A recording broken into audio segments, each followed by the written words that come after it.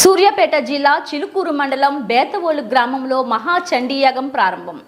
బేతవోలు గ్రామంలో శ్రీ కనకదుర్గమ్మ అమ్మవారి దేవస్థానంలో నవరాత్రి ఉత్సవాలలో భాగంగా ఈరోజు మహాచండీయాగం నిర్వహించారు. దానికి అధిక సంఖ్యలో భక్తులు పాల్గొన్నారు.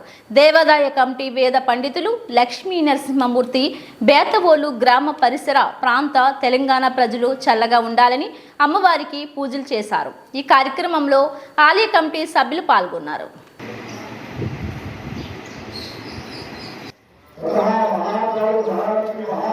ఇలా చూడండి.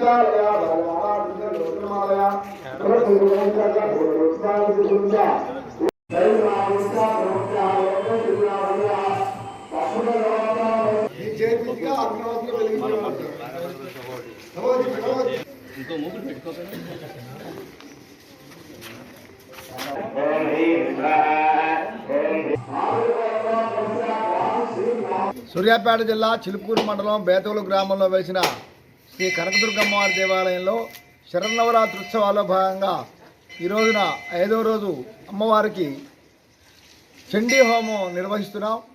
ఈ చండీ హోమంలో విశేషమైనటువంటి భక్తులు పాల్గొన్నారు. వారి యొక్క ద్రవ్య సహాయం చేత ఈ కార్యక్రమం నిర్వహిస్తున్నాం.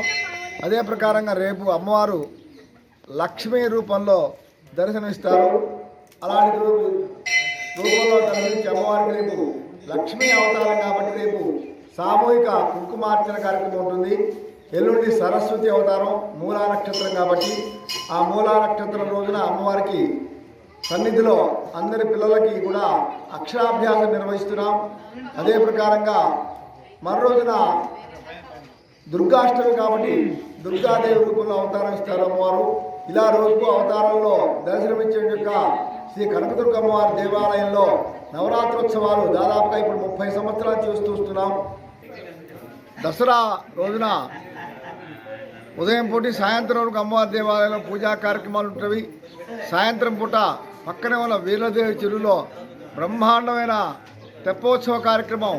అమ్మవారికి హంసవాహనం మీద ఊరేగించడం, హంసవాహనం మీద ఊరేగిస్తూ అమ్మవారికి నవవిధ హారతులు అంటే 9 రకాల హారతులు ఇవ్వడం జరుగుతుంది.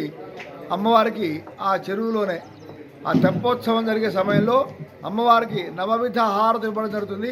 ఆ తెప్పోత్సవం చూడడానికి 2 కళ్ళకు సరిపోవు.